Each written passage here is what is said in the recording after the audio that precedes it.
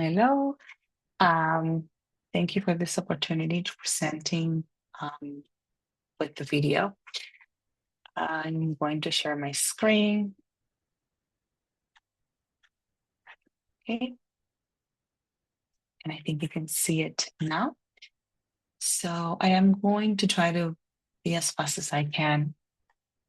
So my name is Neymara Gonzalez Pinedo, and my project is based on narrative and using predictions based on narrative of cognitive impairment interviews using a supervised and unsupervised analysis with different techniques, random forest, SBERT, and dimensionality reduction and clustering. So the goal is to use embedding on clinician narrative for global and domain exploration and classification. The narrative that comes with clinical interviews are very rich in information, and they're also very unstructured. So it's very difficult for not only the clinician, but also the researchers that comes after to get information and make sense and try to get this information and put it into some sort of numbers so that we can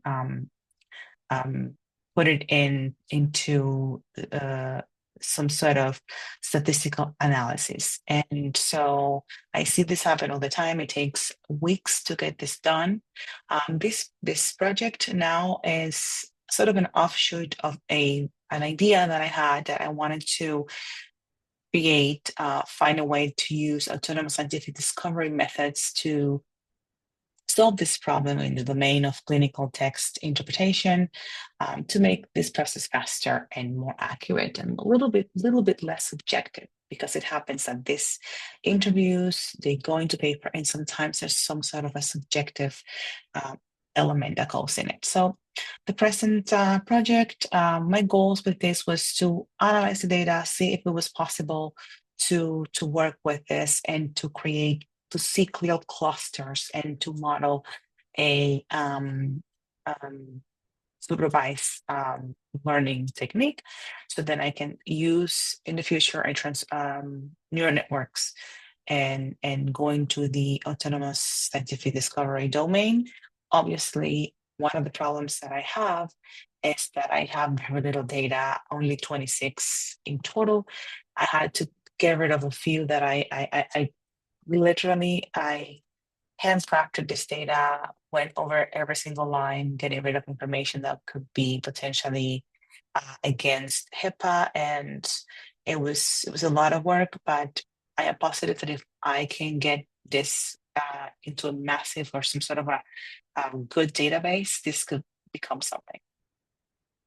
So there was text processing. I did not use at the end NegX because I use SBERT, and it already takes care of the problem with this type of data, which is not only correct Spanish, but also things that are negation. It's called a negation. For example, here in this type of data, you see a lot of things like does not report hallucinations or no evidence or denies, but I have to take into consideration that after this word, there will be a lot more, like a whole sentence that is going to be not true. So I want the model to understand that this is not the case for this participant. And there was class imbalance because I had a lot of one particular case, which is for the CDR, which is clinical dementia rating. We have 0, which is unimpaired. I got rid of those because I only had 3, and I really wasn't interested in looking at that as of now. You have 0.5, which is we're not sure what's going on here. I believe it was 13 of those, and then a combination of 1, 2, and 3, which is progressive dementia or impairment. So I grouped all those into one, which was we really know that they have some sort of a problem, and then 0.5, which was just those who we don't know. We're not sure if they have a true impairment or not, and we don't know what's going to happen on the next visit. So that solved my problem. And so I did supervised learning using SBERT, a new map, and then I also apply dimensionality reduction for this part. What I did, I divided the data into two. 1, 2, 3 was the one group, and then again 0.5 was the other group. I already went through that. So for the unsupervised learning, I did found I did a little bit of exploration, and then I can show the notebook, but here we can see that I found this way to, but this is the U map of the cluster. So this is impair are the reds and questionable, so-called questionable are the blues. So they're kind of like, I can see how we can find a pattern for this, but there are some outliers that maybe it's really not a true impair. But then when you go to the clinician labels, we can see that there's more heterogeneity here. So maybe the fact that it could be two things. Could be there's a lot of subjective aspect going into what the clinician thinks it's impaired or not, but also the lack of data could be affecting my results. I'm well aware of that. I found these very interesting, that my clusters, the clusters that I found were very aligned with what the clinicians were assigning per domain, because what they assign per domains is what ultimately creates the global score for these participants. And just wanted to say that I did found that was possible to separate classes into two, but probably we'll have three.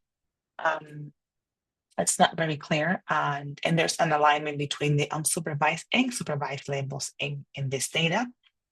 So in the future, there's a lot more that can be done with this, and obviously the goal is going to ASD. So I think I have a few more minutes. I'm just going to show you. This is the kind of data that you can expect to see.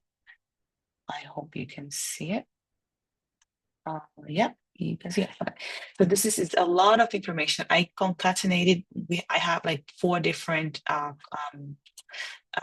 types of columns with different information, complex activities, basic activities, medical history, cognitive memory, language, and some summary. So I put it all together into the one, so I could just dump it in and analyze the whole interview. And then this is the unsupervised. This was just me to look and see what was going on with the data. These 2 clusters, not very happy about those, but when I fit the model and I did the embeddings, I could see, when I read this carefully, I saw a pattern. I saw that this was really capturing a significant difference. And then this is just so that you know this is true impairment, and then this is 0.5 erase and then it excluded the 0. And then this is what I already showed you, but I did fit 3 models. Supervised models. The first one was I did with domains by each domain, the 6 domains, and then I also included demographic scores because we use them also for diagnostics. This is exactly how the clinicians assign the impairment label. And here we got pre-were true, predicted 0, false positive. So I wasn't unhappy because this is very little data. So I know that I'm probably overfitting here. I did split and train and test. I really probably shouldn't. And then I did this also supervised learning with the BERT embeddings, which it's use PCA. I mean, it's really not very good, but I just wanted to see it. And then I also fit a model using section embedding, so segmented embeddings. It's model 3, and this was the one that I wanted to use for the next project. This is the one that I had in mind, and it